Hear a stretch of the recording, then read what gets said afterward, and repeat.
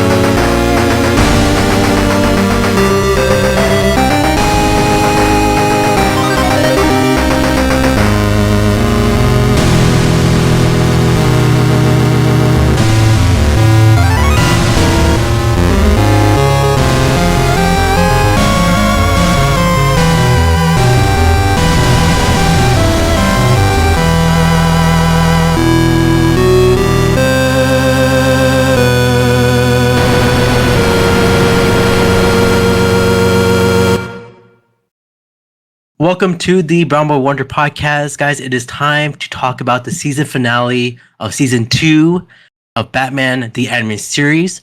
Let me introduce my guests out here.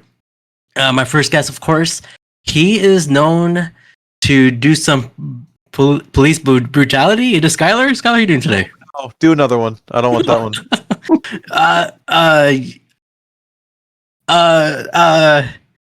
Well, what are the... Yeah, I'm on holiday or something. I don't care. Okay, well, how's your holiday, man?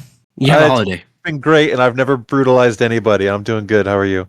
Fantastic. I'm doing great. And my second guest, you should know him as Come on. the Condiment King. It is Anthony. Anthony, how are you doing today? I'm doing fine. I had a line lined up for another character you could have said for me, but I guess you've already said me as that character before, so I'll let it slide. But I'm doing okay. Fantastic, man. Well, and of course, my last guest, you should know her because she's always cold. It is Ray. Ray, how are you doing today? That's true. I am always cold. I'm fine. That's great. You could have called this the Condiment King, the Pack Rat, and Mighty Mom. That's true. I know, but I don't want to spoil the episodes. Oh, okay. Oh, okay, sure. Okay. Well, I do want to say that this episode, particularly, it is the 200th episode. So let's all give a round of applause of the Brown Boy Wonder. You should be specific. Oh yes, of the Brown Boy Wonder Podcast. So congrats, guys! We all did it. We made it. We made it here. Well, congrats to you. You're the one running it. That's true. But you guys are here with me, so we're all here with the ride here. Okay. Yeah, we did it. Thank you for having. I will take my trophy whenever you have that ready for me. Oh, I was gonna say well, I wonder what the stats are in terms of who's probably been on the most episodes. But my assumption would be Skyler. But at the same time, we did a lot of Power Rangers. You know, like I don't know. Like True. it could be any of us. It's definitely not me.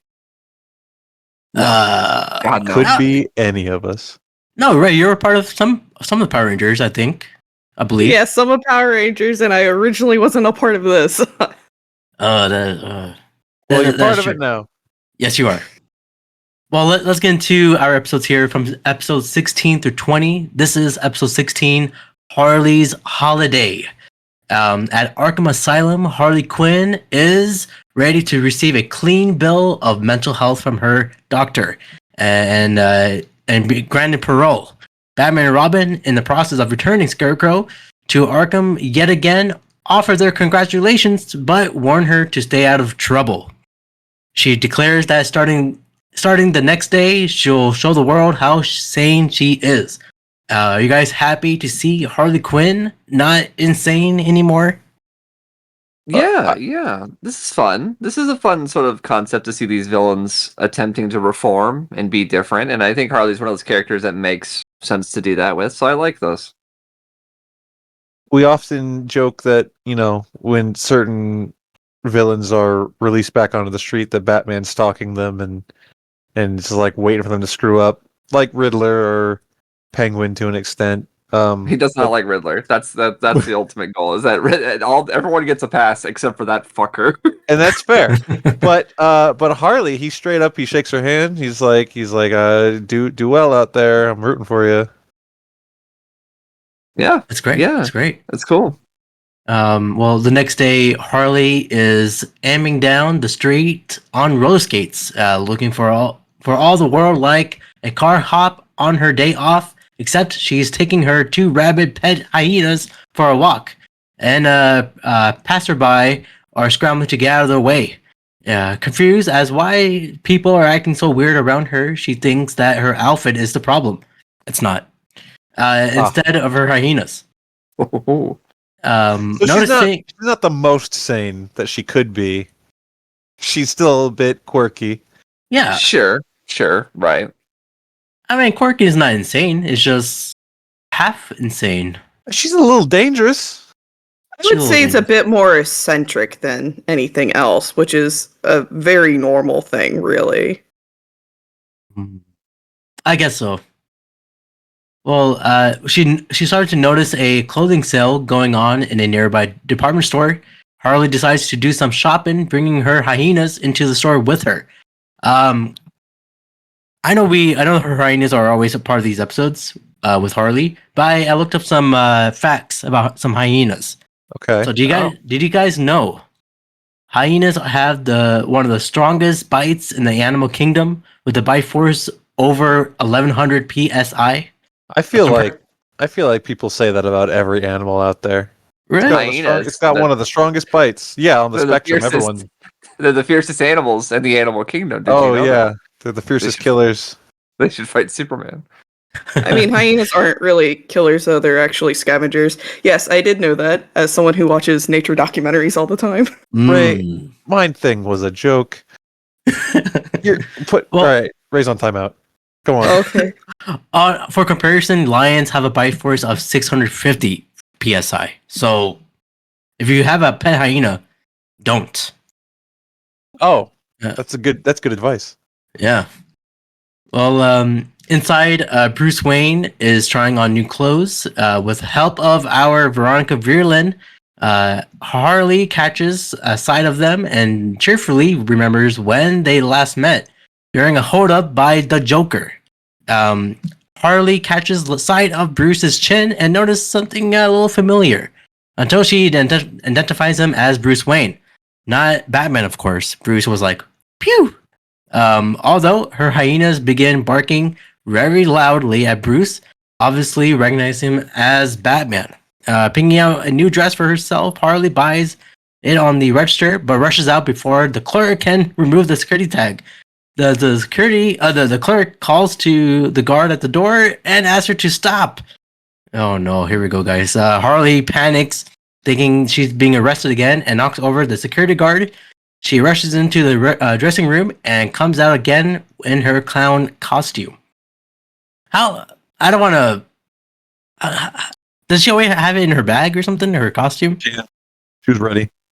She's right. It's like a wrestler. You always don't forget about your boots or your gear. Makes sense. Hashtag always ready. Always ready. Tragic how this went down. She just simply wasn't ready for the real world. No. It's a misunderstanding, and like I don't blame her for having this reaction. She's been on the other side of this far too long. But I do like that that security guard, he was trying to be like, yeah, I know you paid for it. I just need to get the security tag off. Like, they were not trying to pin it on her in any way, but this is just what she's used to, and she couldn't help it. Not at all. Well, running outside with her hyenas, she jumped behind the wheel of Bruce's car with Veronica in the back seat and roars away. As she does so, Harvey Bullock swerves his car to avoid her and crashes into a hydrant. Then prepares to pursue Harley. Bruce is left standing outside the store. the interaction with Bruce and Harley, I was like, I feel like there's a connection. Do we ship Bruce and Harley together? No, No, I mean, I was feeling it. Batman kisses a lot of women, and this can be one of them. Sure. I don't know. What about you, Ray? Yeah, what do you guys think? I mean, there might be a person in this episode that I would ship Harley with more, and that's not Bruce Wayne. If you know what I'm saying. Harvey Bullock. Oh my goodness. Oh, I know. I think I know who you're talking about. Hearing his daughter has been kidnapped, General Virulent angrily confronts Commissioner Gordon, who assures them that Harley is just confused and scared and doesn't intend to hurt Veronica. General Virulent refuses to accept this, but when Commissioner Gordon protests that police action could set Harley over the edge, and the best course is to let her come to her senses. Virulent calms down, and then Gordon departs his office, happy that Virulent has seen his point of view, but General Virulent then uses Gordon's phone to call the support the army base. Is General Virulent overreacting? It's a big goober. It's a big silly goose. Is he active military right now? I got the vibe when he was throwing the tantrum in the office that he's like retired and he just still wears his uniform around. When he knocks over the coffee cup and drops the bit, he's like, "Oh, I'm sorry, Jim." Yeah. You know, I don't know. It depends, I guess. I think he might still be active, all things considered, from what we see. Maybe he shouldn't be. Maybe he should be court-martialed for what he did. No, he shouldn't be. He definitely shouldn't be, but it's not up to us and what the American government does. Well, Batman deduces that Harley will go to someone who can hide her and sneak her out of the town. Sure enough, she's gone running back to Boxy Bennett, who has forgotten their last meeting. However, Boxy's crush on Harvey overrides his past anger and agrees to take the heater off of her. Bennett is also eager to hold Veronica for ransom, but Harley says she is meant to go free. Having been an innocent bystander being caught up in the mess, Boxy begins to argue, and then Batman and Robin arrive and tackle Boxy's thugs. Harley grabs Veronica again and jumps back to the car. Boxy narrowly escapes a mauling by Harley's hyenas and takes off after her in a truck. Look, I would be embarrassed if any animal bits my pants off. Yeah, I think that you would be embarrassed. That would make a lot of sense. I would be. Especially if you're wearing like hard boxers. Are you? No. Oh, okay. I don't know who does. Is anybody wears those? Surely somebody. I don't maybe know. An old guy. Maybe some of those rage virus zombies should have been wearing them in 28 years later. That'd be a different movie. Give us the boxer cut. Yeah, please. That thing was swinging. Okay. Happy 200 episodes, everybody. Happy episode. As they speed along the highway, Veronica asks if Harley was sincere about letting her go. Harley says yes, she's finished with crimes and only she has had to get out of town since no one believed that she didn't mean to kidnap her. Veronica is very touched and promises that if she lives out of the day, she'll drop all the charges against Harley and even put a good word with the police. Harley is overjoyed, thinking her day is finally turning around.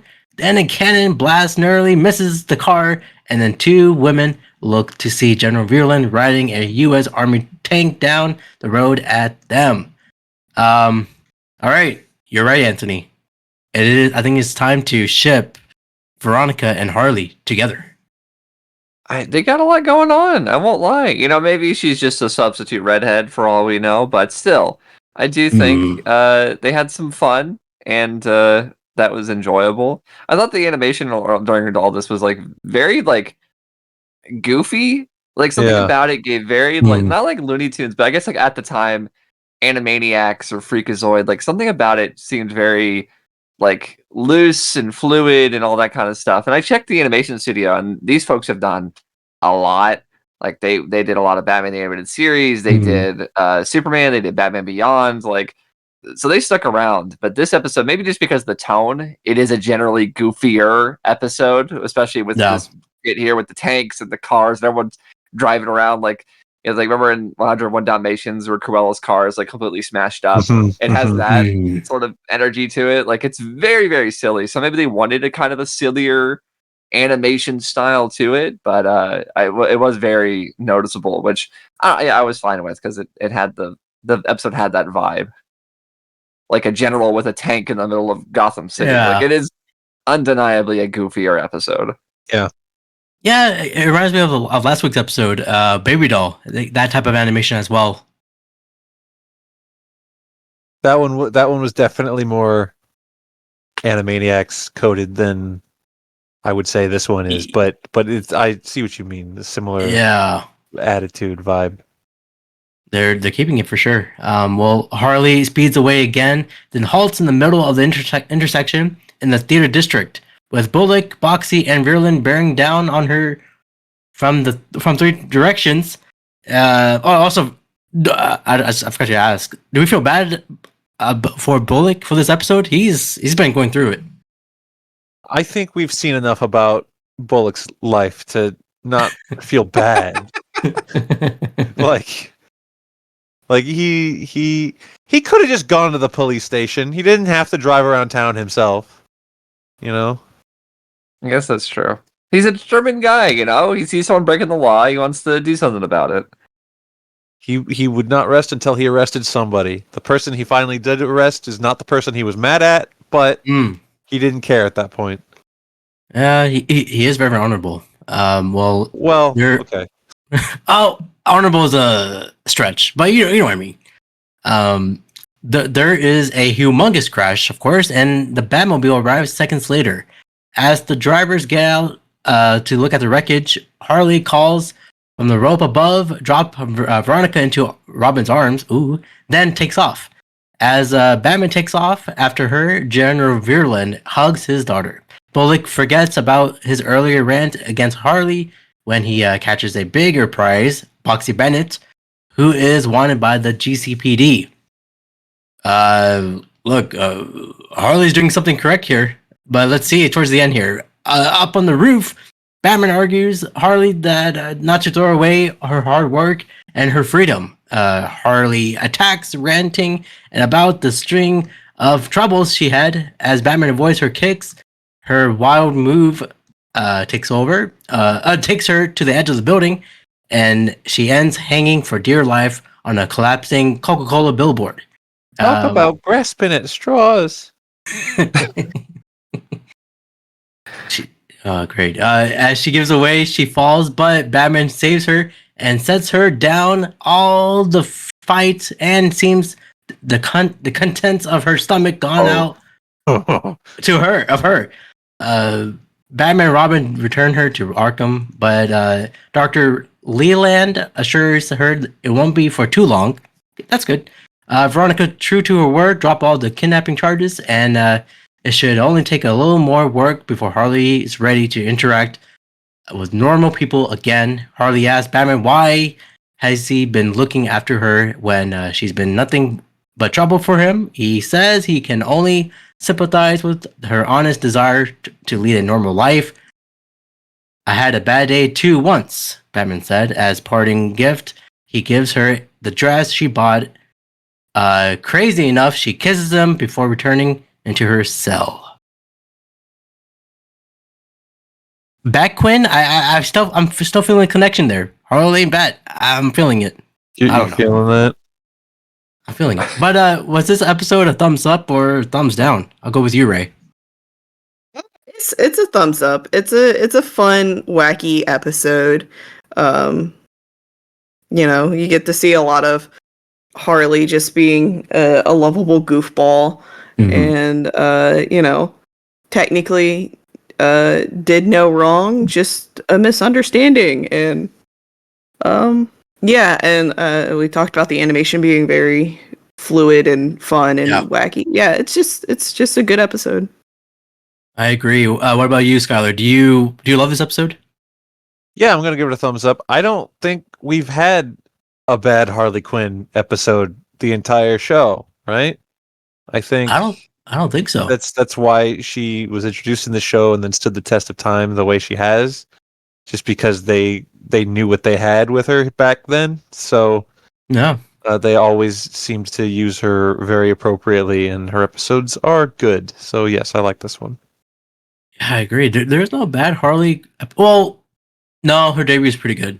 Oh, what I mean, about you, Anthony? There's weaker Joker episodes that she Yeah. might be in, but like Harley centric episodes, of which I think this is the third one, maybe fourth. I think third. I think it's there too. What about you, Anthony? Do you hate Jen Revealin? No comments. Yeah, I mean, I really like this episode. Thumbs up from me. It's we keep saying fun. It's fun. It is. It just really is. I think the lightheartedness allows you to kind of, I don't know, pull back a little bit and not take it too seriously and kind of just acknowledge it for the sort of wacky hijinks that it is. And yeah, Harley's had a lot of good episodes. Like, I guess if you count like Harley and Ivy, Harley Quinade, like those are all really good stuff. And like Skyler said, she stands the test of time for a reason, and it's because of this stuff. I don't mean to compare every Harley Quinn and be like the original is the best one, even though that is my personal opinion. Like, there's just something about her, despite this like very cartoony episode. Arlene Sorkin always just gave a performance that felt very like real. Like it didn't sound cartoony. I don't mean to hate on Tara Strong too much, but like her first time she voiced her was in Arkham City, and it was basically an impression of this voice. And since then, it's gotten like higher pitched and more cartoony and all these things. And yeah, other shows, they either have to do the accent or they try to make it kind of like bubbly or whatnot. And like, yeah, just the way this show played it, it was a lot more straightforward. It didn't feel like it was doing an impression. It just sounded like that's how this lady talks. It's just with this accent and with this demeanor. So yeah, it's I guess with this being the last of this era of Batman the Animated Series, this is a good sort of like spotlight on Harley Quinn in a fun way, and yeah, totally understandable how she became one of the most popular DC characters of all time in a way. I agree. This is one of the best Harley Quinn episodes. Again, you guys said all Harley Quinn episodes are great. I agree with that too. I do have an interesting fact for this episode. This is Arlene Sorkin's second favorite episode, following Harley and Ivy. Marks the first time Harley Quinn appears without the Joker. Good stuff. Yeah. Also, Dick Miller was Boxy. I don't know if we said that the first time Boxy was around. Oh, okay. There we go. Well, let's get into our next episode here. Episode 17. Lock up. Batman and Robin having captured the Scarecrow again. Pause. Scarecrow's having a rough week. Yeah. he broke out, got captured, came back to find new management, as we'll learn, got terrified, broke out again, immediately captured again. I'm sorry, Scarecrow. Yeah. Scarecrow is, I mean, what has that guy ever done? Right? Like, there's just, he can't accomplish anything. His biggest scheme was betting on sports. Like, this guy, maybe he deserved it. I don't know. We're going to find out. Maybe I'll eat my words, but maybe he deserved it. By the end of this, we're going to have to, like, tier list all the villains from this show. Oh, yeah, of course. This show specifically. Yes, for sure. I don't have that up, but we will do that in season 3 before we get into those episodes. Okay. But yeah, so he returned to Arkham again. Scarecrow is shaking with terror and begs them to let him go, saying he only escaped to get away from him. Lie Bolton. Is Lie right? L-Y-L-E? Lyle.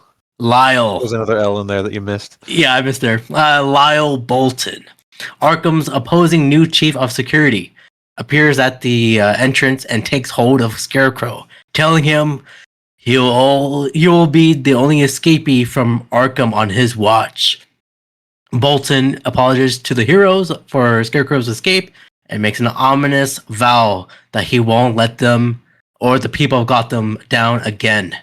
Robin is impressed by Bolton's dedication, but Batman detects something sinister. I was buying into it. He's like, hell yeah, lock him up.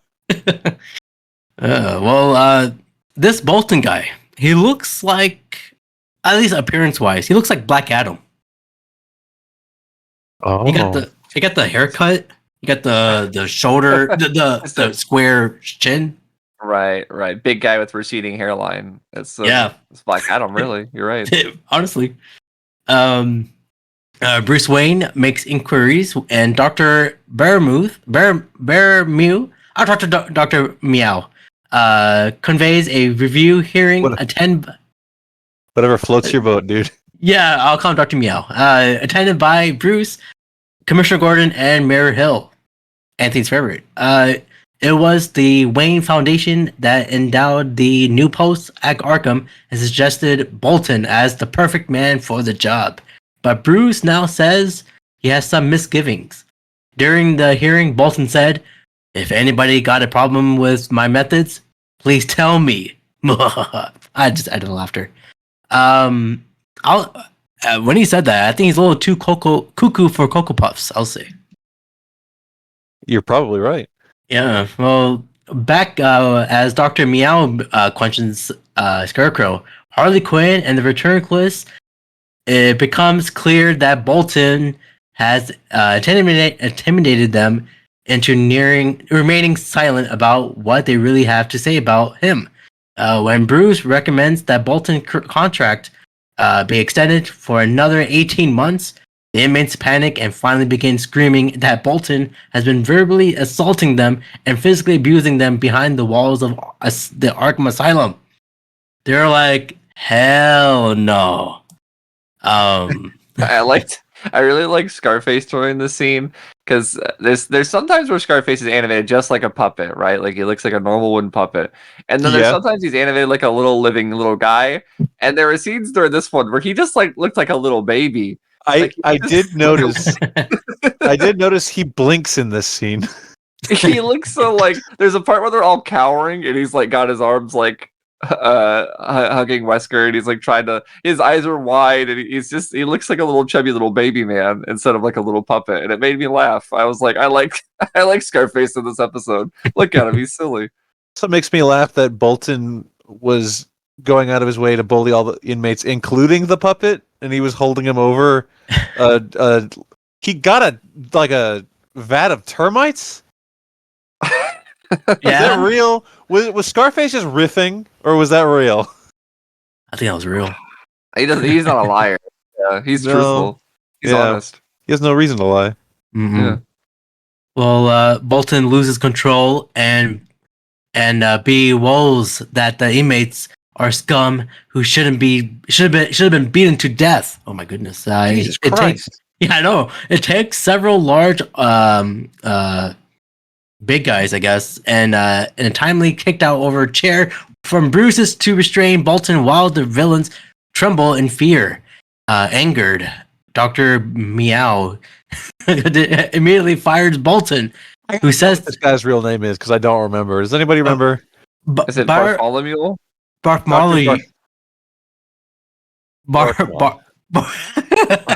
Bartholomew immediately fires Bolton, who says he's not that in the episode anymore, right? You don't have to worry about that. No, you don't know. Well, I just picture Abrar making one of those like 20-second TikTok clips, and he just keeps saying Dr. Meow. People are like, "What the hell does that mean?" Well, he fires Bolton, who says that he's been wrong. The real problem isn't the inmates, but the gutless police, mindless bureaucrats, and cuddling doctors who refuse to recognize them for the scum they are. Swearing vengeance, Bolton is dragged out. And don't forget the liberal media. Yes, this. Oh, true. The fake news. So Bolton clearly represents police brutality in this episode. I was gonna ask a question, but it's kind of stupid. But I'm gonna move on. Later, in his home, Bolton watches a unflattering news report, as Skyler mentions, on him by Summer Gleason, and includes the liberal media in his list of targets.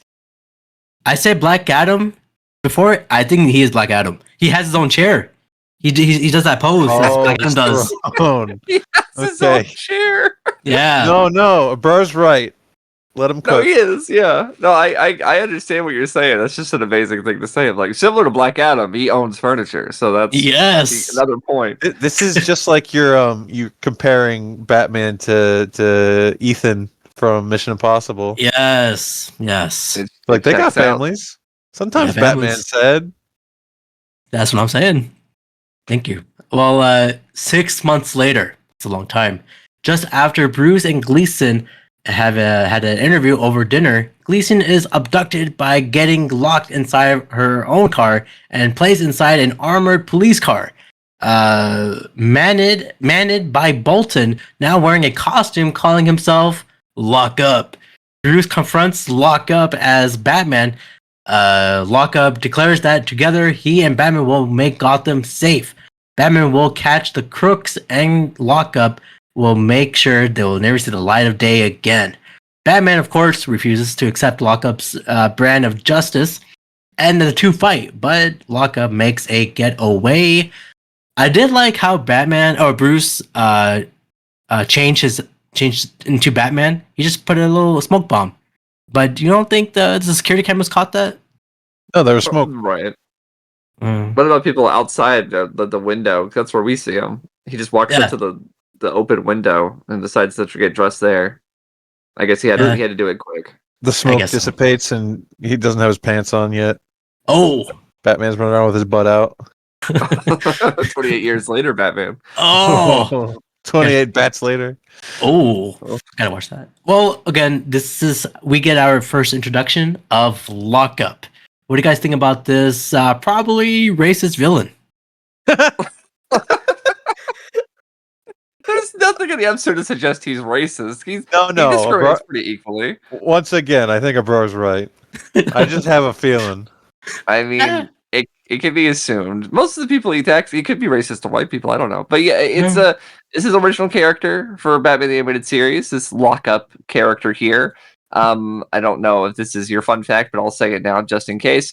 He debuted in the comics before Harley Quinn, so like this character got a faster comic book debut than her, which seems kind of strange. But yeah, he does have very strong one-off villain energy, in a good way, I'll say. He's like it makes sense. Of like, what if there was a bad warden at Arkham Asylum? Like, all right, okay, like I get it. So yeah, I think as of right now, he's serving a purpose, and I think that is a very one-off purpose, and I think that's fine. Yeah, not to spoil what happens later in the episode, but I think what saves this episode, because it is kind of just like, yeah, whatever. Like, when I think of this character, it's not something I am super fond of, I guess, but what saves the episode is how we really get into that this is like, what if somebody like misunderstood Batman's intentions? Like he was like, I can do the Batman thing, but he got the point all wrong. Right, yeah. A lot of this episode, he is like, you and me, Batman, we're on the same side. So it's like, oh, no. No, you're not. You don't. Nah, man, sorry. We don't we don't try to get Summer Gleason. That's not the whole point. I don't know. His costume reminds me of. I mean, the game came out earlier, but Sub-Zero. The way his blue and black matches with Sub-Zero's costume, kind of ripped off of that. I feel like Ray and I made a comparison. I don't remember what it was at this point, but Dash he looks like Rendar. something. Oh, he looks like Dash Rendar, yeah. Because he looks like if you took that sort of costume and painted it blue and silver, and there you go. So if any Shadows of the Empire fans out there of Star Wars, that's what he looks like. Well, there you go. Pads. Big ones. Yeah, I was trying to think because he looks silly. but it doesn't really matter. I was just trying to think, like, what can you make him look better than this? But like, what other than dressing like the big boss man? I don't know. What do you do? He does a little big bossman there. The not the big not when he was like wearing all the blue, just like well, he's kind of a mixture of his the 80s and the 90s mix. It's like a mixture. I don't know. One by one, other city officials go missing. Detective Bullock uses the bat signal to contact Batman and informs him that both Commissioner Gordon and Dr. Meow are missing, anticipating that Mayor Hill will be next. Batman has Bullock set up security at Hill's mansion, but but even with this, Batman and Robin showed up. Lockup throws a smoke bomb into the mansion, takes Hill, and puts a boot on the Batmobile. However, Lockup leaves a cargo locker behind with a serial number on it. Batman detects that it is from a registration number of a decommissioned naval vessel moored out of the sea that was used as a temporary prison while Stonegate prison was being built. Bolton was itself of security.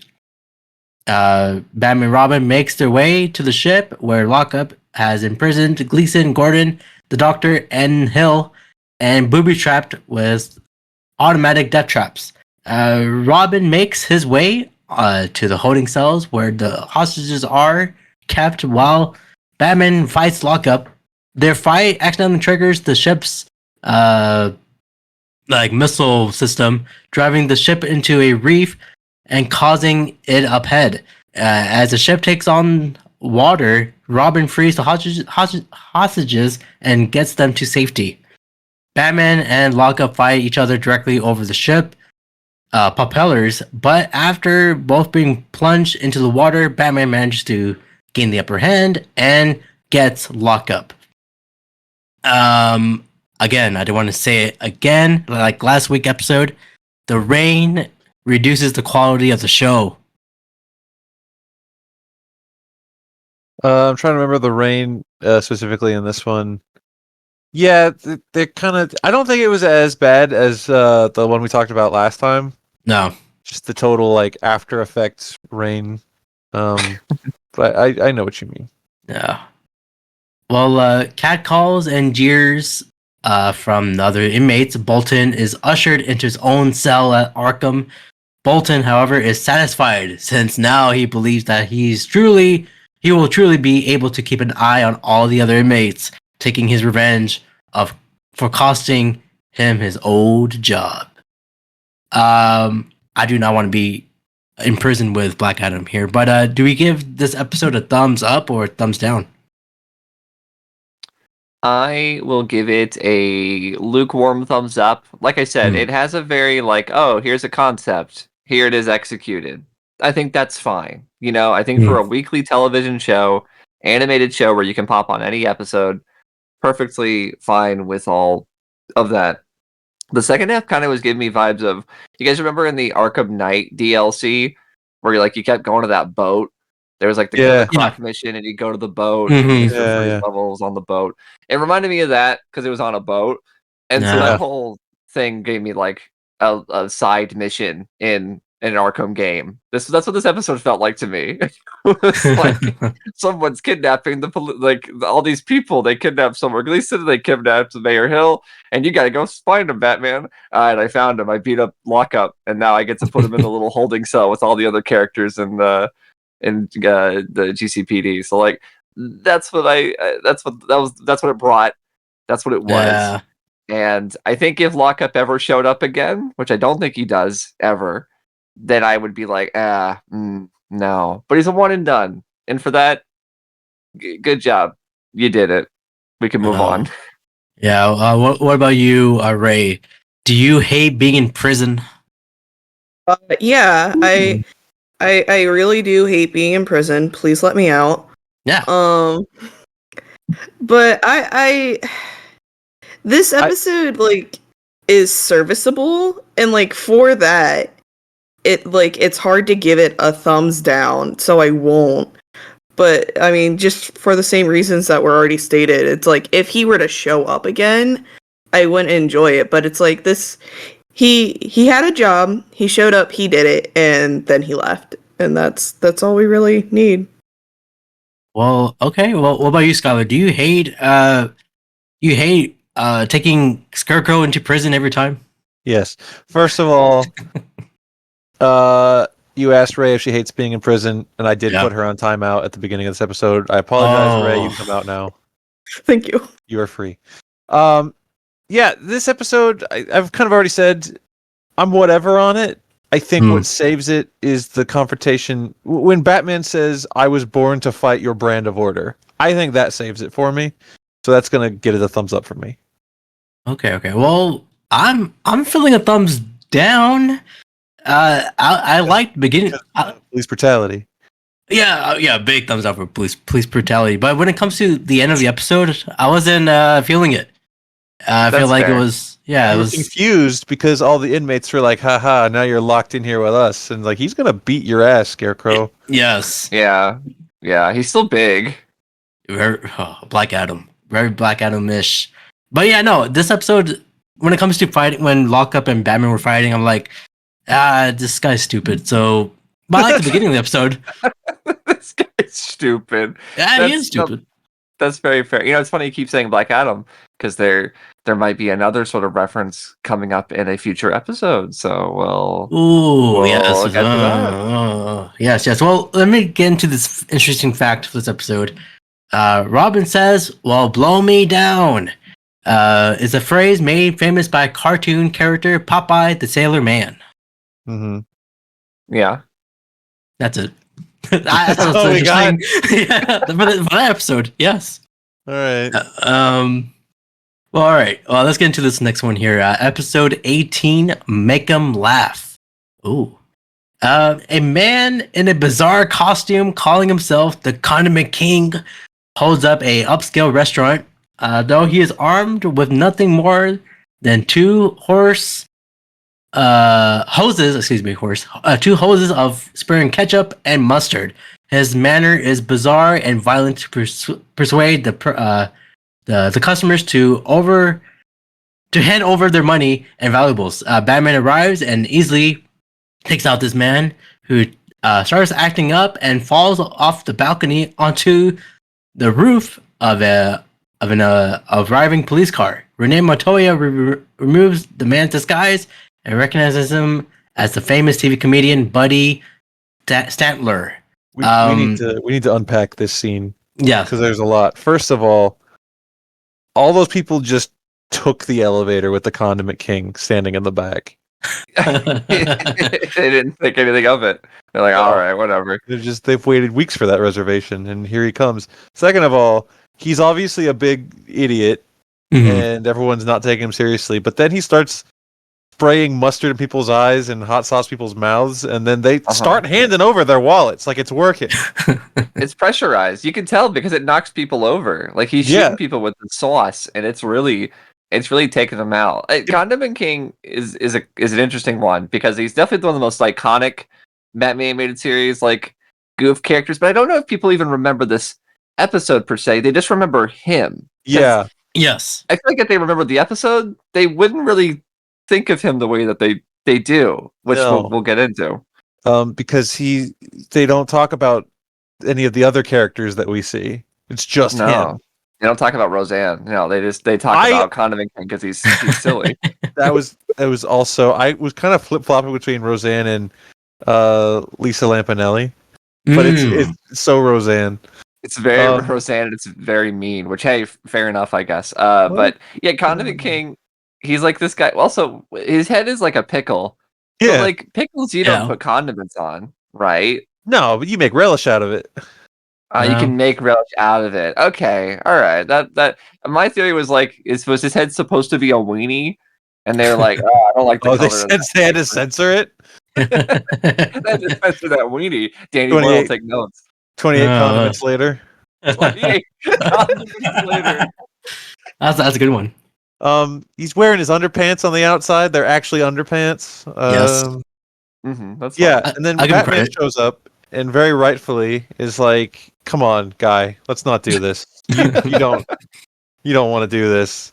And then he starts slipping and sliding and just tumbles off the roof and he almost dies. He might have died. Did we ever get a follow up on him? Yeah. Yeah. We Well, unmasked him and they're like, "Oh, I assume they take him to the hospital." while Stanler is still unconscious, still alive. Okay. His are you sad that he's still alive? No.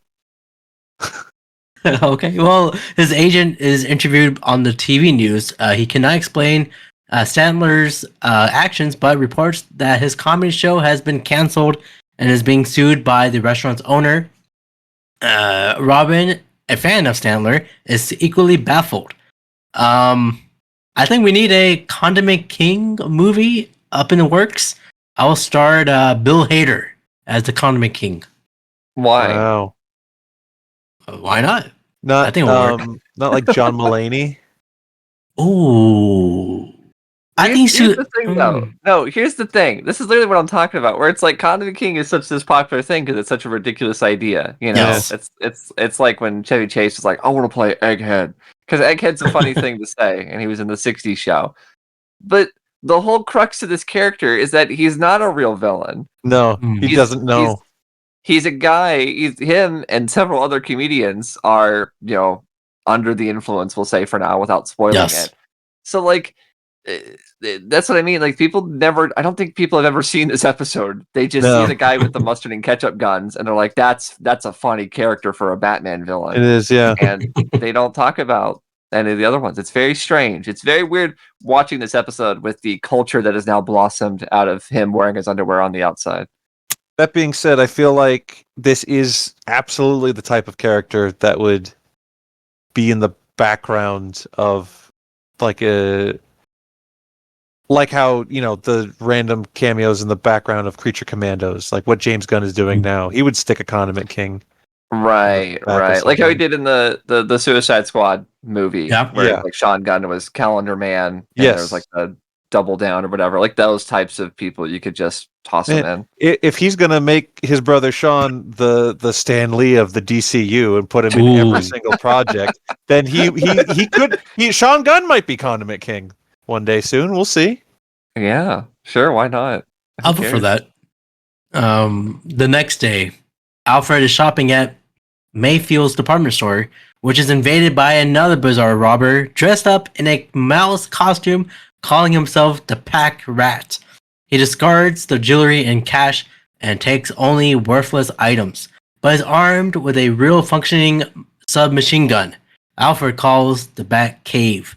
The Pack Rat. This guy already gets off of his gimmick. Yeah. Takes worthless items. He steals a woman's purse. That's literally not a worthless item.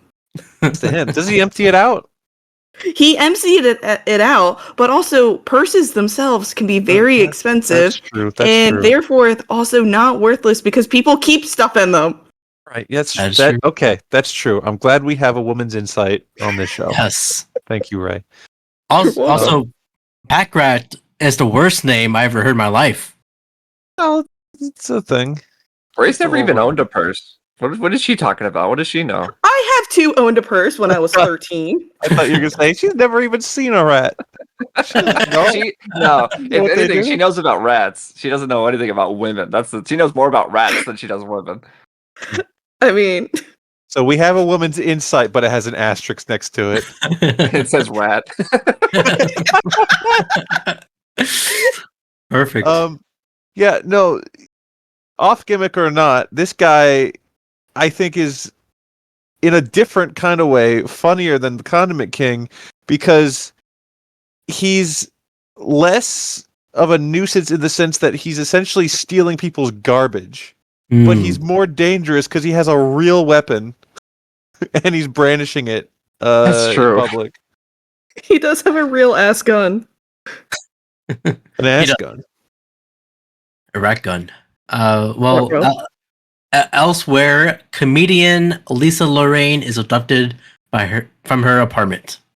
Meanwhile, Batman and Robin arrive at Mayfield's department store and manage to subdue the packed rat. He swings a golf club at Batman that catches an electric panel, shocking him unconscious. Robin takes off his costume and recognizes that it is Harry Loomis, another TV comedian. Batman notices a microchip on his neck, now rendered useless by the electric discharge, and realizes that he is under mind control. Oh my god. Is this the influence of the Mad Hatter again? As soon as they said mind control, you already know what's going on. Look, this guy, he's been to too many episodes. Too many episodes. Why do you hate the Mad Hatter, Abrar? I Why do you hate him, man. I just hate him. I don't have a reason. He's just in I too like many the episodes. Mad Hatter. I like the Mad Hatter too. I like the Mad Hatter. This is not worth bringing up, but I'm gonna bring it up anyways. Bring it. The Roseanne character, she's eating potato chips. The potato chips have like a picture of the penguin on them. Ooh. Yeah. What's up with that? Well, I was thinking it was kind of like Mr. Peanut. She was eating peanut chips because Okay. they're called Regals. So they're like the Mr. Peanut if he was Mr. Potato Chip. Sure. Mm. But But that's but where it's I was also- meaning earlier, where it was like it was really mean spirited, just to depict her as this like slobbish sort of like angry person. Which hey, Loud like I mouth. said, listen. I'm not saying that you shouldn't do that, and nowadays it's probably a good thing that you did. But it is very funny to make such an obvious parody of a very current TV personality and just depict them as this like I don't know oaf essentially. Someone didn't like Roseanne. That's Yeah. fine. Well, the dynamic duo rushes to Arkham Asylum to see Jervis Tech, but finds that he's been also with one of his own chips as well. He's also been mind controlled, leaving him a Lobotomized. yes, a little bit. You were worried Look about dead. Mad Hatter being in this, but he doesn't even have a speaking role. No, he just smiles at me. But it's okay. I'm happy about this. Of course, this is obviously someone has stolen Mad Hatter's technology. This episode was almost a thumbs down, but it's getting up to a thumbs up for me. Leave Because the of that. Mad Hatter alone. I don't like him. I don't like him. They return to the Batcave, and Alfred gives them news of Lorraine's disappearance. They realizes that the three comedians act as the judges at Gotham's annual Laugh Off stand-up comedian competition. Robin taped the last year's competition, and Alfred, We get very important lore about this. It was either in this scene or one just prior where they were talking about the comedy competition, where Robin says, "Alfred and I got tickets." Yeah. Mm. They were gonna go to the comedy show together. Yeah, like friends, Yeah. because they I are. think- They do shit without Bruce. I think Robin realized after that episode last week, The Lion and the Unicorn, that he didn't know anything about Alfred. He's like, I need to hang out with Alfred more. So they started. This is a new thing. They're going out to baseball games and Oh. comedy shows and right. and It's Foo, a whole and Foo Fighters montage. concerts. They're Yeah. going to the zoo, and it's like, wouldn't it be nice if we? Yeah. Hey, we love to see Robin and Alfred having fun. That is true. I do like to see that. Yeah. Well, Robin got the tape from last year's competition, and now Alfred has cued the tape to something interesting. After the last comedian had his turn on stage, just before the judges announced their decision, a man calling himself Smiley Shecky Rimshot forced his way on stage and began his routine. Do you guys liked his routine? The audience did. They did. They got that's up what I'm there. saying. He Right? got They were up there laughing. and He was like, "What up? I'm Mr. Rimshot. Look at my butt." And the crowd loved it. They were all clapping. Great. He was given the hook and dragged off stage for It was a night. big hook too. It was a very It long was. hook. I don't know if you can buy those. Well, because he was not registered when it closed before the contest. Although not before yelling in all too familiar voice that he was the greatest comedian in Gotham and he would get revenge on all of them. The audience laughed, but Batman examines the man's face close and personal, realizing that it is the Joker. Got a lot of things to say about this. Yeah. Number one, out of context, the scene is really funny because he's like, "Wait a minute, stop it right there." All right, now if I use Photoshop to make him look like the Joker, Oh my god, it's the Joker. it's the Joker. It's true. He's like, I'll maybe edit all the details about his face. And then when he gets to the final image, Joker's face is like, eh. It was Meanwhile, the last time we see him discover someone was the Joker, he just took a red pen and drew a smiley face on them. Yes, Yeah. yes. And this does this step on that directly? Him being What do you a mean? failed comedian. So are we assuming that he was this little failed comedian who got booed off the stage and then I take it Hmm. as that he was in disguise then. And oh, he just genuinely tried to win? Yeah, 'cause Yeah. he breaks his voice comes out. Because he's doing like a fake voice, and then when he's pulled off stage, he's like, "Do you know who I am?" He's like going full Joker. So I think Joker had a free weekend, and he's like, "I'm gonna actually do some comedy because that's what I really love, my passion." And then he got really pissed, and he said, "Next year, I'm gonna kill everyone." Yeah. Okay. That was So- his plan. So he was doing his own bit. This is not like a pre-origin Joker, because I do also think they say this was last year. yeah. True. Okay. He was gonna like biggest joke on you guys. You've been enjoying my jokes. Turns out I'm the mass murderer. I'm just Hmm. mostly surprised that he didn't throw his tantrum and kill everybody as soon as the hook came out. Well, we know he holds grudges because, Joker's favor, right? Yeah. Like he held on to that guy's number. So I think he's a guy that if you piss him off, he'll play the long game. That's just who he is. Sure, all right. Guess so. We'll let that one go.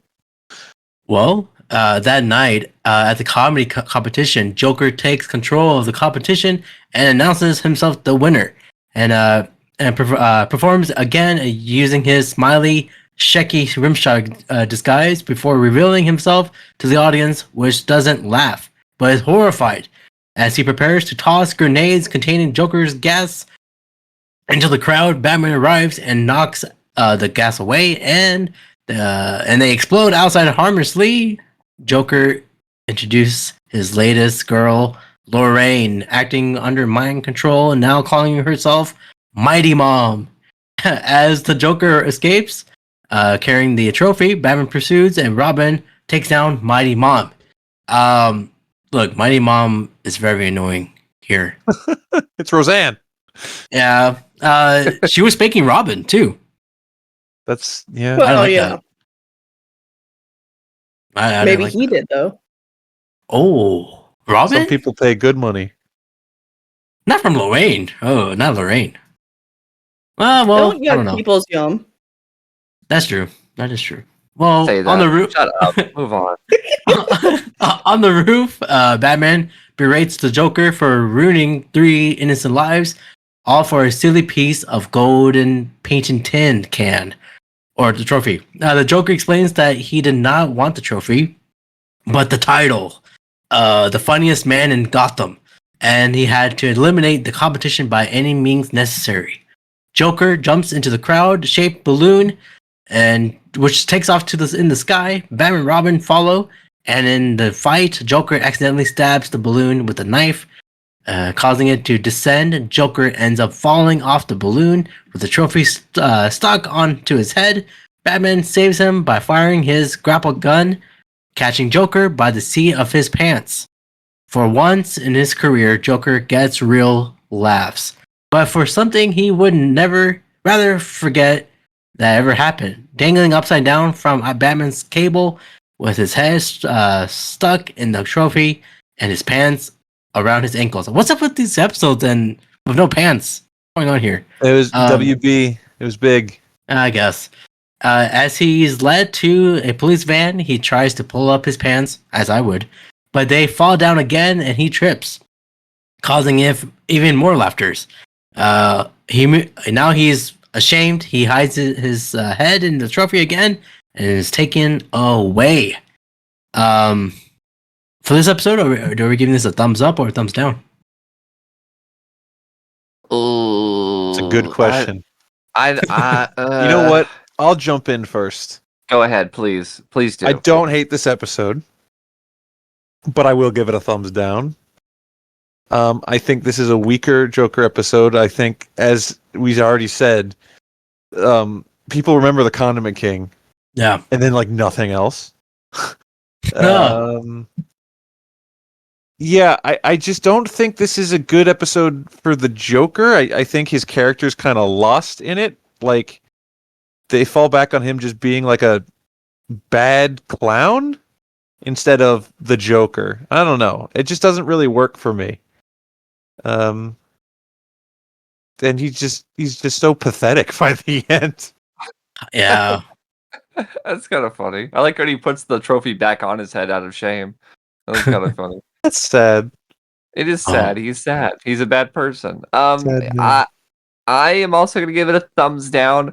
You know, is watching this, it really does make you realize, like, man, Joker was in so many episodes, and like, I get it, right? Yeah. Like, there's a lot of good Joker episodes. Yeah. It's the Joker, like, it makes sense. But because of that, because he's in so many, you get some that aren't as strong. And I do feel like that this episode, while I like the concept of utilizing the whole comedy angle of the Joker, I Yes. think that makes a lot of sense. It just doesn't. Yeah, it was particularly interesting to me. It didn't really click. So yeah, I'll give this one a thought. It's not like I hated it. This is not a Penguin episode, but it does get a thumbs down for me.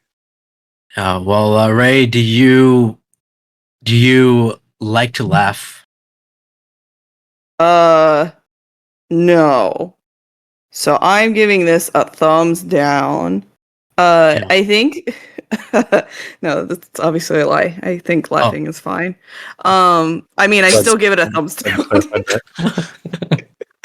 I think the only interesting about this episode is that later there is a Batman Beyond movie Yes. to where the Joker uses maybe some tech from this episode Mhm. on a little baby boy to take over his body one day. Yeah. I don't like the way that was phrased, but you are correct. Yeah. Way in the Um, future. Some would say maybe beyond our time now. Oh. I wouldn't say that. Well, you're the other side of some, then I guess. But yeah, this episode, interesting concept, not great execution, Mhm. and it's just kind of meh. So yeah, thumbs down. Yeah, I will also give this a thumbs down as well. This is crazy for me to say, but I think my favorite part of this episode was the reveal of Joker. But after that, everything else was kind of I wish it was better. That's my issue. I do have an interesting fact. Well, I hate this interesting fact, but it is interesting. You guys said it multiple times. The character of Lisa Lorraine, Mighty Mom, is clearly modeled after Roseanne Barr. At the time the show aired, she was appearing in an unconventional sitcom Mother in her own series, Roseanne, 1988. Yep. Right? I hate that. I hate that interesting fact. Well, let's get into our finally. I've been waiting for many episodes for this episode here. Turn of Many. the king. What? Not Condiment King. Episode 19, Deep Freeze. A large, powerful robot breaks into Arkham Asylum and into Mr. Freeze's cell. He tries to escape, but the robot picks him up and places him inside a compartment in his chest, then leaves as easily as it came. What the hell's going on? But let's see. Reviewing. This was a big start to the episode because there was a little crab on the beach. Yeah, There's a there little was. crab, and the robot looks like the robots from Nausicaa of the Wind. Oh, There you go. I haven't not seen that, but I'll look it up. Mr. Freeze was Reviewing. terrified. Yes, He was like, "What the hell? Why is there a robot? Why am I inside the robot?" Reviewing the security tape from Freeze's cell, Batman thinks that Freeze's expression of surprise and fear is genuine, meaning someone is behind his escape. The robot immediately puts Batman in mind of those produced by Cybertron. So he and Robin consult with Carl Rossum, who retired. Rossum says the robot bears a slight resemblance to some benign models he built for Grant Walker, the famous theme park Mongol, or Walt Disney. Yeah, which is funny because obviously we just got the episode with Roseanne, and then this episode is very obviously Walt Disney. He's got his mustache, he's got his theme park, he's got basically his City of Tomorrow, which I don't know if people know. Epcot.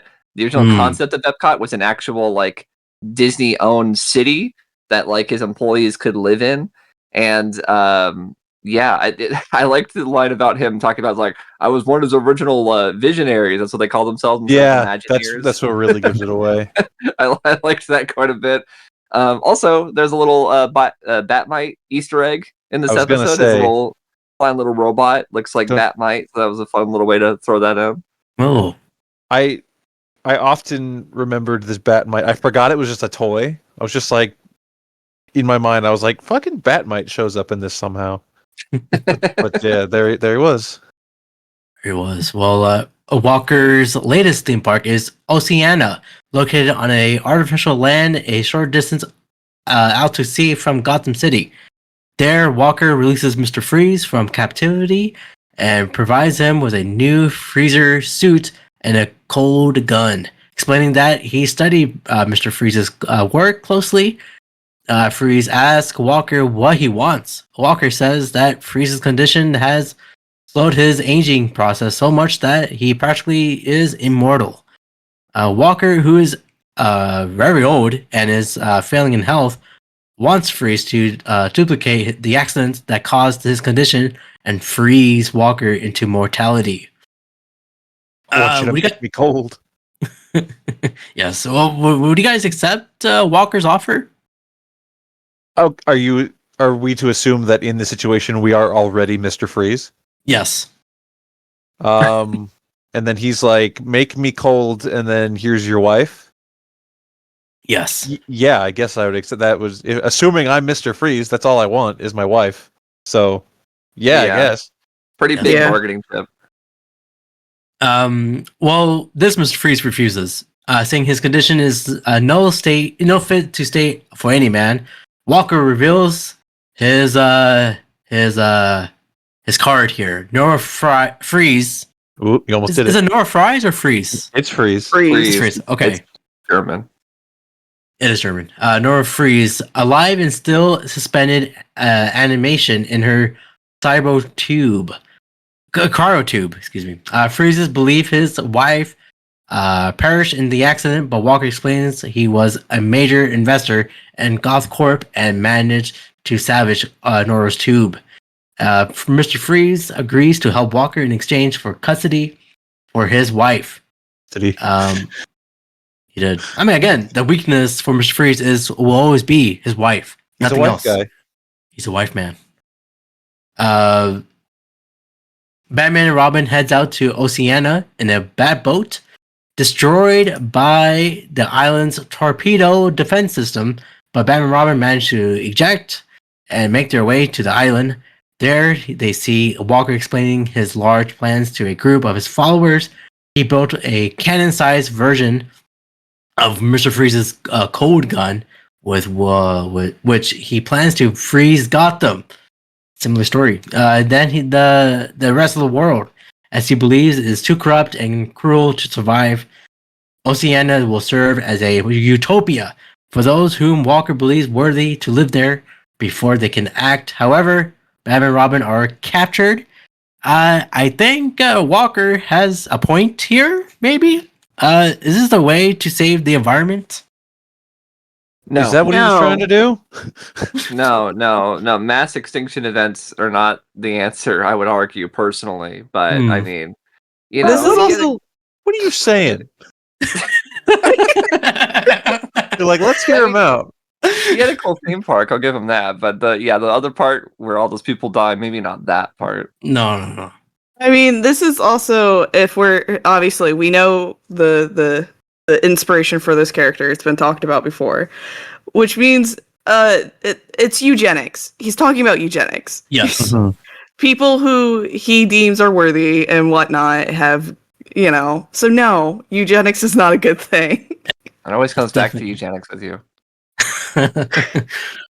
Well, no one wants that, but Mr. Freeze successfully duplicates the accident, freezing Walker, and places him in a cybernetic in a suit similar to Freeze's own. Walker is so excited he prepares for his strike on Gotham. Freeze declaims any further interest, saying their deal is finished and he is returning to his wife. As Freeze gazes as Nora's capsule, Batman, who is being held prisoner nearby, appeals to Freeze, saying that Nora couldn't want him to help Walker to kill so many innocent people. Freeze is like, "Oh, you're right." So he releases the duo. As I said before in his debut, Mr. Freeze is not a bad guy. He just wants his wife. Yeah. He's not a villain. Just wants his wife. That's because you said earlier like you were waiting for his return in the series because that first episode is so good, and I mean that is the thing. Like if he had shown up more than he had, he wouldn't have that same sort of impact. Unfortunately, because he's not a bank robbing guy who schemes, who has henchmen like the Joker or Penguin or whatever. He has to be a guy with a very singular goal, and that's it. So yeah, the fact that like they bring it up of like you're gonna just let him kill all these people, and you're gonna let like Nora's not gonna forgive you if you do that, and he realizes that. Like I think that's it's not like he goes back on his word or anything where he has a change of heart. He just realizes that for his goal, this is what he needs to do, and that's enough. And he's still cold, he's still emotionless, and other things. So that's still there. So I like that about Freeze is that he's not like this cartoon bank robber villain. He's a guy with a very specific interest and goal. Yeah, it makes sense. You don't want more Mr. Freeze episode about the same thing, so that's why I guess they only have 2 of them. So okay, I'm okay with that then. If there's less Mr. Freeze episodes, I'm okay with that. Jarvis, I hate him, but all 3 of them attack Walker's command center. The freeze cannon is damaged, and a chain reaction begins that slowly engulfs Oceania in ice.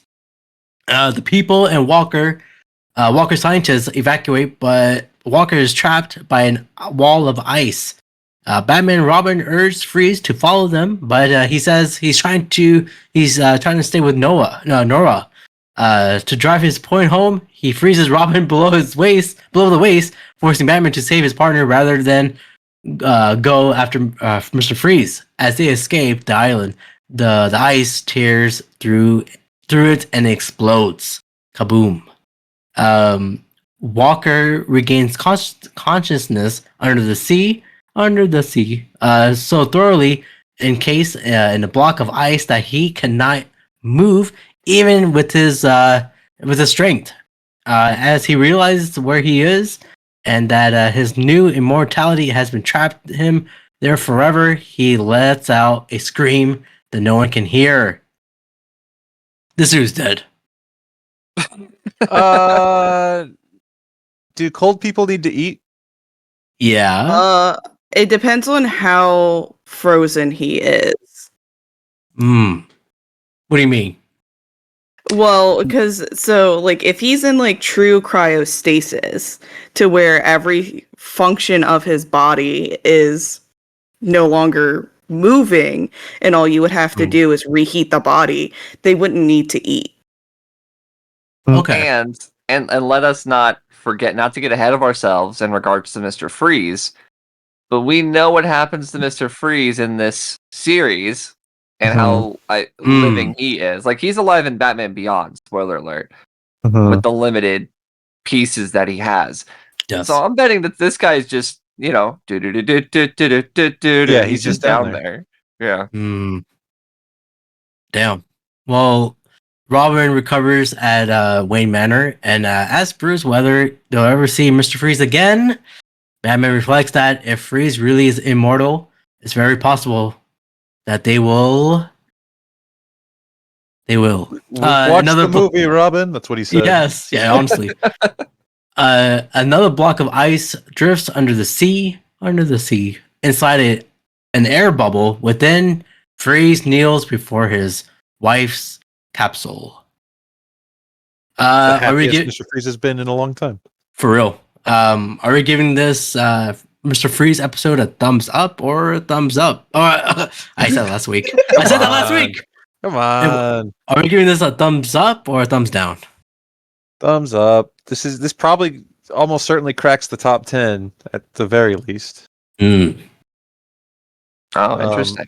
This is a very good episode. I like the Walt Disney bad guy. I like the World's Fair Epcot land. He's got people. I like the big 1984 Big Brother screen with the big head on it. Yeah. Yeah. Mr. Freeze is awesome. Very good. Oh, and the robots look really cool from whatever the hell that thing that Ray said that I haven't seen. Okay. Well, what about you, Ray? Are you giving this episode a warm thumbs up? I'll give it a cold thumbs up because I don't want to hurt Mr. Freeze because I liked this episode. Yeah, this is a good follow up. We talked about how like we don't want to see Mr. Freeze overused and to where he's just a bank robber. He's another villain of the week. He's very character driven. Everything revolves around his wife. Yes. As a little side note, when did we bring up that he wasn't a character that was designed by Bruce Timm the first time? I talked about that. I talked about it. Okay. It's designed by Mike Mignola, who did Hellboy and stuff. So Yes. Okay. I just couldn't remember if that was brought up or not. But yeah, I like this episode. Thumbs up from me. Sounds good. What about you, Anthony? Do you feel that Mr. Freeze deserved happiness? No, but I really do like this episode quite a bit. This episode I owned on VHS as a kid. This was in a 2-pack with the Fire of Olympus episode. Oh, okay. Which obviously on that episode I talked about how that was one of my all-time favorites. Right. So yeah, I have a very strong attachment to this episode. I think it's a lot of fun. I think it's an appropriate use of the character. Like I mentioned, you can't overuse this character, unfortunately, because you kind of lose the specialness of him. So this was a clever way to do it, to kind of show the sort of curse that is Mr. Freeze and what that entails, and be careful what you wish for and all that kind of stuff. And then this does lead into the film that we'll talk about soon. So that doesn't happen a lot, where these episodes could technically serve as a prequel into the events of that movie. Really, Sub-Zero, because it has stuff that leads into it, and then after that movie, we see the aftermath of it. So, like, it really is like one of those. Not to say that any of these are not canon, but it's the most integral of the animated movies. So, yeah, the fact that Mr. Freeze is such a very popular character and he doesn't have a bad outing in the animated series, I think is really great. So, yeah, thumbs up. This won't be a surprise to you, Anthony, but I also had this VHS tape as a kid. Whoa! We had a lot of the same things as a kid. Yeah. And that's what we've discovered in the last 10, 15 years we've known each other. Yep. Fantastic. Again, you guys don't want to. You guys already know my thumbs ups or thumbs down for this episode, so I won't even say it. You should probably say it. It's your show. Okay, this is a thumbs up. I love this episode. I don't have an interesting fact for this episode. That's tragic. It is. There's nothing interesting. They're all like kind of lame. So there's nothing interesting. Everything interesting made it in. So we're going to talk about it. That is true. All right. Let's get into our last episode for this season of season 2, where the animation is great. Well, we'll get into the season 3 animation later, but this is at this moment for this series, our last episode with this animation. It is episode 20, Batgirl Returns. Where's she been? It's like the movie Batman Returns, but it's Batgirl. You just said the interesting fact episode. There's no fucking way. Yeah. Thanks. Okay. And that's the thing of another interesting That fact. can't be my fault. That has to be your fault. It is. Well, a jade cat from the Han Dynasty is stolen. Batman is instantly on the scene, but the Penguin starts shooting him with an electric blast from his umbrella. Batman scared here a little bit. when the Penguin showed up. Oh yeah, absolutely. When he showed up, I went, "Oh fuck!" But then the longer it went on, I was like, "Oh wait, I know exactly what the scene is," and I got very excited. Once I realized that none of the villains were talking, I was like, okay. Well, Batman prepares a batarang, but it hit away by a Joker card blade. The Joker and Two-Face advance on Batman along with the Penguin. As they ready their weapons, Batgirl arrives and tells them to back off. She quickly manages to beat the villains down and goes to see Batman to see he's okay. Gratefully, Batman holds Batgirl up close for a kiss. Whoa, what's Wait a happening? minute. Okay, so when Anthony just said that he got excited in my brain, I was like, surely not for this part. No, Because I don't like this. But now I'm realizing Anthony meant he's excited for what follows immediately afterwards. Yes. Yeah, this is a part that I quote and my friend Kirk Beatty quotes because we're big Dick Grayson fans. And yeah, the dream slowly starts to fall apart, and we get this over-animated Batman going, "Hey, Babs!" I love it so freaking much. So I guess we could talk. Well, this is the goodest time as any to talk about the relationship between Barbara Gordon and Bruce Wayne. It's often been, I guess, accused of Bruce Timm of being sort of a Bruce Barbara shipper. If you look at stuff like a lot of the animated universe stuff, as well as like that Killing Joke movie that he was a part of, there's these ties. They reference it in Batman Beyond. There's that line in Mystery of the Batwoman.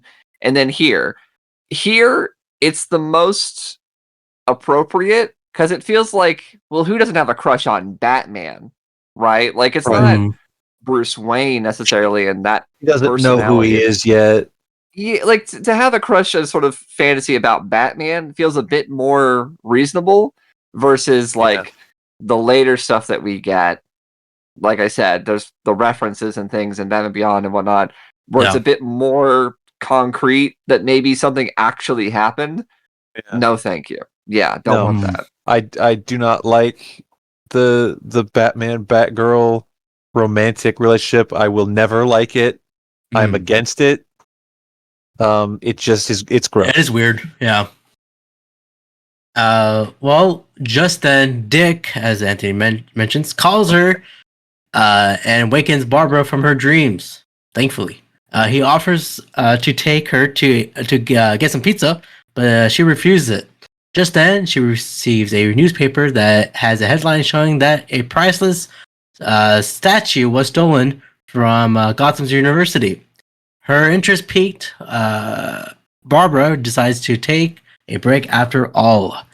At the university, Catwoman investigates the break-in and is interrupted by our girl, Batgirl. The two briefly fight, but Catwoman claims that she's innocent and proves that the crimes isn't her style. I agree. And in spite of this, Catwoman refuses to go with Batgirl to the police. Batgirl insists, and fight is about to ensure, but Robin arrives, causing Catwoman to flee. Robin and Batgirl give chase, but Catwoman manages to escape. Batgirl then explains that Catwoman is innocent and insults Robin for rushing in. Robin angrily leaves, telling Batgirl to stay out of it. What advice would you guys give to Batgirl at this moment? Stay out of it. Gimmick infringement is a serious offense. Oh no. Well, the next day, Barbara finds a message for the winged mouse and learned of where Catwoman will be later that night. Batgirl arrives at Bear Shore Pier and finds Catwoman waiting for her. Catwoman offers a truce and proposes a partnership. Batgirl agrees on the condition that Catwoman gives herself up if she is Lion. Guys, now we have a tag team here. Batgirl and Catwoman. Well, what would you guys call this tag team here? The Bat and Cat connection. I like that. I think Ray has a term that she wanted to say. What did you call it, Ray? Oh, what is it? Get ready to bleep this, Abrar. I would bleep it. They're clumping. Oh God. Oh goodness. Do you have that in hand? That's crazy.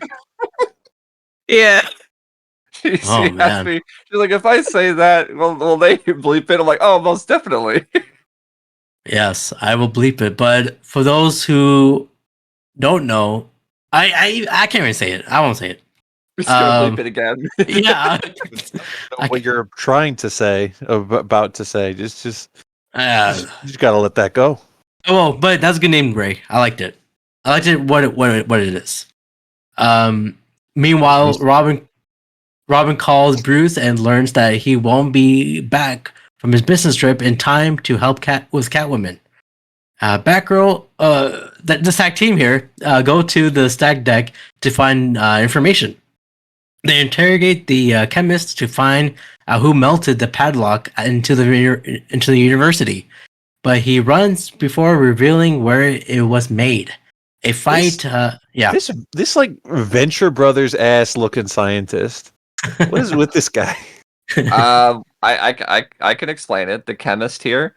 So this is a character visually based on Dr. Zavanna, the Captain Marvel Shazam villain. So Mark Strong in the movie. Right. This is what I meant earlier when you were talking so much about Black Adam. That it's like, well, actually, a Captain Marvel villain does show up in here. So yeah, Shazam's one of his arch nemesis, Dr. Zavanna. They just used his likeness for it. I don't know the exact reason. I guess they just knew that, like, we're never going to use this character, and we like the design. I would argue that nowadays it looks like a borderline racist caricature, which is he's not Asian, but it evokes those sort of feelings. But yeah, it's a Shazam reference. That's what it is. Interesting. Well, I thought he looked like Hugo Strange's son. Kinda, yeah. I mean, very similar, sort of like glasses and lumpy head. I think they had the same shape head in the comic. That sort of like, that they had the gamer headphone bump. You know how they got that little divot? Yeah. Yeah. Tyler won. I think they both have that. Let me check. Well, a fight ensures in the bar, forcing the two to flee. They steal a motorcycle and are chased by the police. The duo manages to escape, and judging by the chemist's reaction, Catwoman deduces who's behind the Jade Cat robbery. Who is it? I don't even remember. I forgot. Oh, well. Do you have you got the comparison, Anthony? Do I have a picture of Dr. Zavanna? No. Just know that he had a weird shaped head, and that's why he looks weird. That's all it is. Uh-huh. But I do like the reveal of the villain here, because it was nice to see them again. Oh, that's why I forgot. All right, I'm on the same page. Let's go. Well, Catwoman takes Batgirl to Ronald Daggett Laboratory. Roland. The same one. Ronald Daggett. Man. Ronald Daggett. Roland. Come on, Daggett. this is the last In the deep. episode. Season I 2. know. Roland. Terrible person. This is another like just in this little grouping of episodes, they decided to like go all in on callbacks to previous episodes. The Harley Quinn one, Yeah. with Boxy being like, "You messed me up last time," and then she's yelling at Daggett for doing experiments on her and stuff. Yeah, might you're be- right. Like, it feels a little bit like tying a bow on everything in a way. Or maybe they're running out of I- ideas. Well, I guess at the time this would have been, because the New Adventures was brought back later. Like Yeah, it this was is the a end couple of years. this time period. So in a way, this is kind of the finale of Batman the Animated Series in that regard. Like maybe doing all these callbacks and references and things was their way of kind of bringing everybody back for the curtain call. I guess Sure. so. Let's do it. Well, they went to the laboratory. That was the same- last Joker episode. Holy hell! Yeah. Kind of crazy. Well, hey, hell, man, I'm glad we got a little Mr. Freeze episode in there. It is the went to the laboratory, the same one used to make the renew cream that turned Mad Hagen to Clayface, and the virus that has infected Catwoman's cat. Looking around, they find the cat, but it is trapped. Daggett and his goons capture Catwoman and Batgirl, and then take them to the vats of hot chemicals.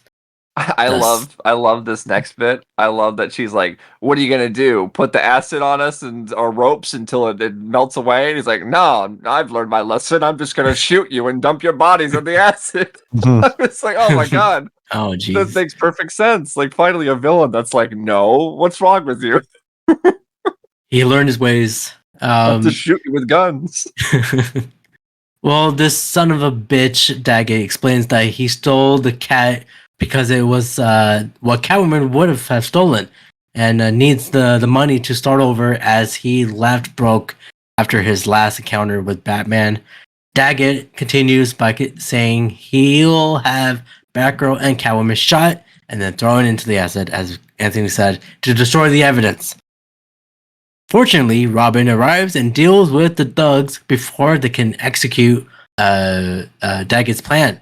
The trio beats Daggett's thugs, and Catwoman goes after Daggett. I'm feeling a little Avengers Endgame when we're teaming up here. The Catwoman. girls get it done shot. You mean? That too. This is because this is the last episode and everyone's teaming up at the end. That's what I was thinking. Except for Batman's just not here. Yeah, Batman. Oh yeah, I forgot about Batman. Yeah. Kind of a villain. Batman's talking to the Eiffel Tower out his window. You're like, I hope they don't cause any trouble. Well, Catwoman, not Catman, but Catwoman manages to catch up with Daggett and takes the Jade Cat. Daggett attacks Catwoman with a metal rod, but only manages to make her angry. Catwoman pushes Daggett over, and his leg is caught on a chain hanging over an acid vat. Looking for vengeance over the virus incident, Catwoman prepares to drop Daggett into the acid. But Batgirl is like, dude, no, catches the chain and saves him. I feel like Daggett should have died there.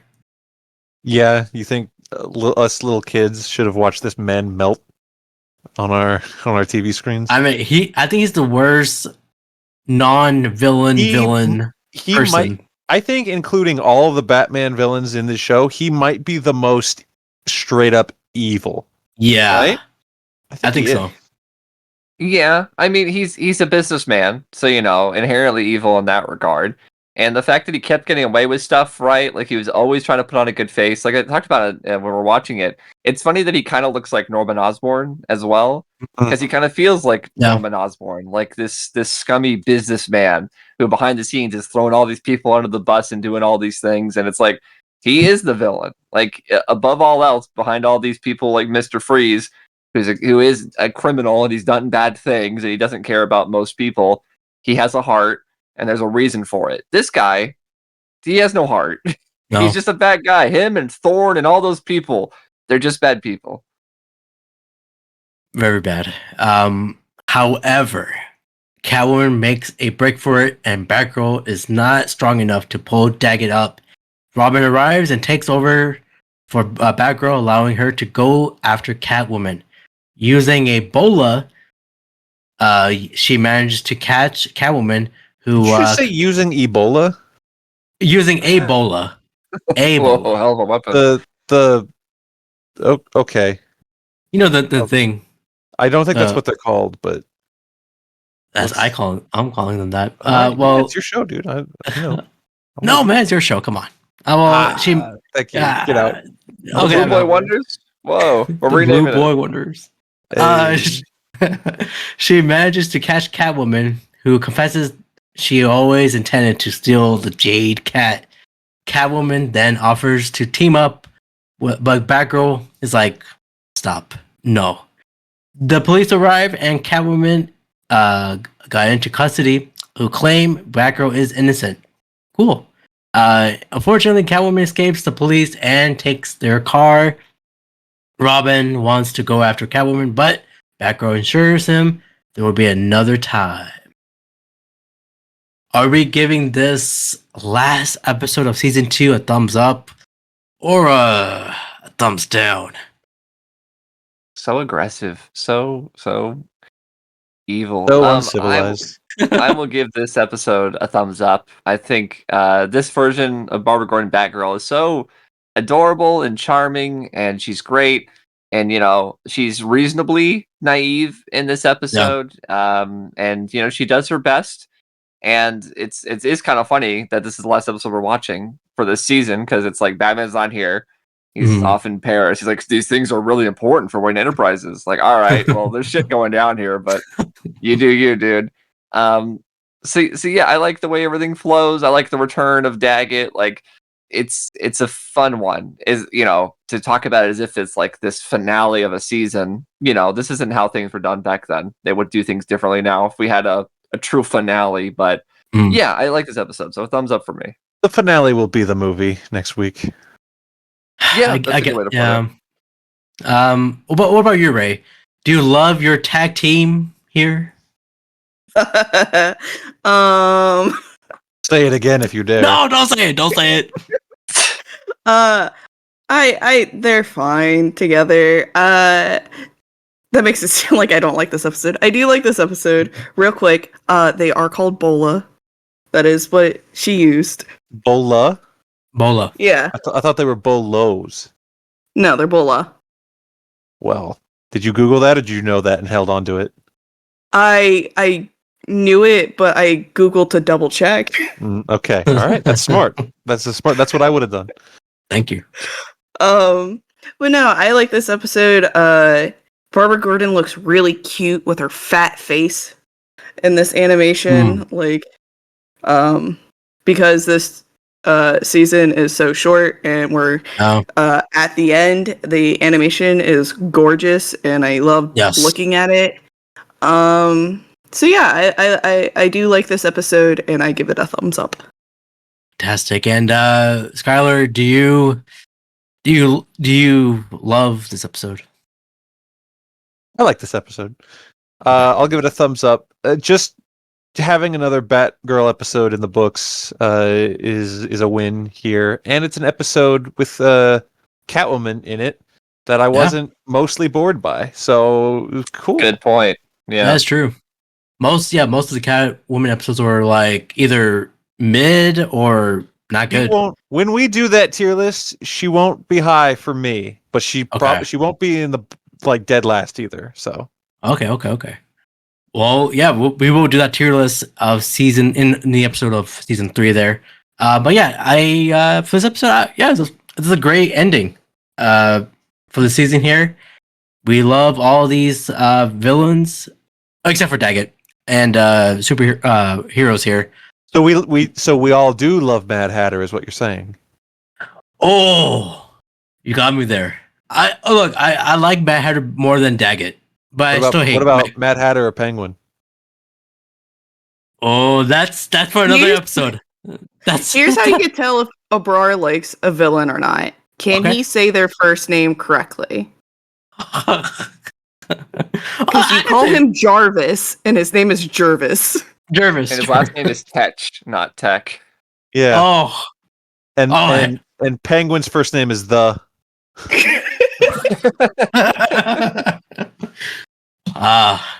Perfect to end here. Well, I do have an interesting fact for this episode. It will probably lead our way to the next thing we're going to talk about. This is the last time Melissa Gilbert voiced Batgirl / Barbara Gordon. She was replaced by Mary Kay Bergman in the direct-to-video movie Batman and Mr. Freeze Sub-Zero 1998. That's a shame because I really do like the voice acting here for Batgirl. I did too. And she's the best one out of the three. So Ooh. it's all. I it's all completely downhill from there. agree. Yeah, sorry. Does it only get worse? 'Cause I know where we end up. That's debatable. We'll see. We'll watch and find out. We'll find out because next time where you're gonna hear us from, we're gonna be talking about Batman and Mr. Freeze, Sub-Zero, the movie, to end up the season 2 here. Well, this is when it comes to the episodes. These are the blah, blah, blah. Anyways, Ray, where can they find you?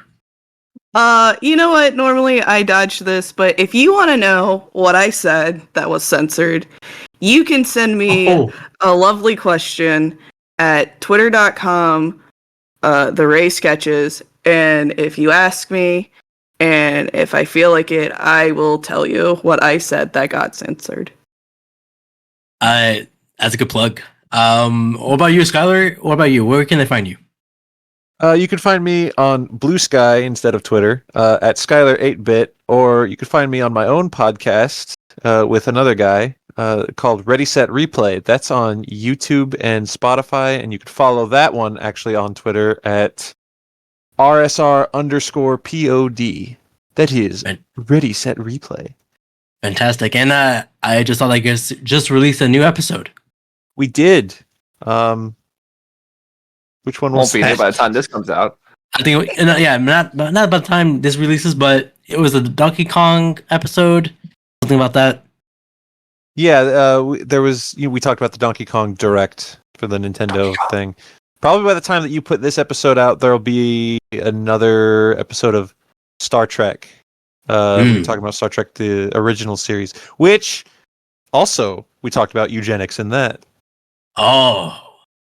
That's not good. Well, all right. I was going to say, I'm sorry, I don't want to prolong this, but I was going to say it's interesting that the Mr. Freeze episode here talks about eugenics and it leads into the movie. And then in Star Trek, the Khan episode talks about eugenics and obviously leads into Wrath of Khan, the movie. It's just what you do. That is what you do. What about you, Anthony? Where can they find you? If you want to know my thoughts about Donkey Kong, I'll tell you all about him if you follow me at Anthony Lantern on pretty much all social media platforms. I have my own podcast called The Grud, where I talk about movies and TV shows that have come out recently with my friend Kirk Beatty, and we'll talk about all the summer films that you care to listen to. And as of this recording, the most recent thing we released was a commentary track, full-length commentary track for Batman Forever. This was something where occasionally we'll record stuff for his YouTube channel where we do like commentaries and we'll release like a highlights reel. This time it was just so good, I guess. We ended up releasing it as a full episode that you can go listen to and sync up and watch it as a commentary track if you like. And take it as two guys that really, really love Batman Forever, celebrating 30 years of Batman Forever. So feel free to check that out. Once again, that is The Grud, available on Spotify and Apple Podcast. Fantastic. Make sure you guys follow and like RSR, The Grud, and The Ray Sketches. And of course, you can follow this podcast where you're listening right now. If you're not following, follow. It's on Spotify. It's on Apple Podcasts. I'm on YouTube. Follow me there. And until then, let's get some cold. Let's get some 7-Eleven freezies. That's just an awful way to end the 200th episode. Oh yeah, this is the 200th episode. Thank you. Oh yeah, thank you, Skyler. Thank you for everyone who has been on this road. This is the 200th episode, so I appreciate all the followers who's been liking, commenting, and all that. I appreciate you guys. Keep on grooving. I'm sorry, I said clip button on the 200th episode. It did it again!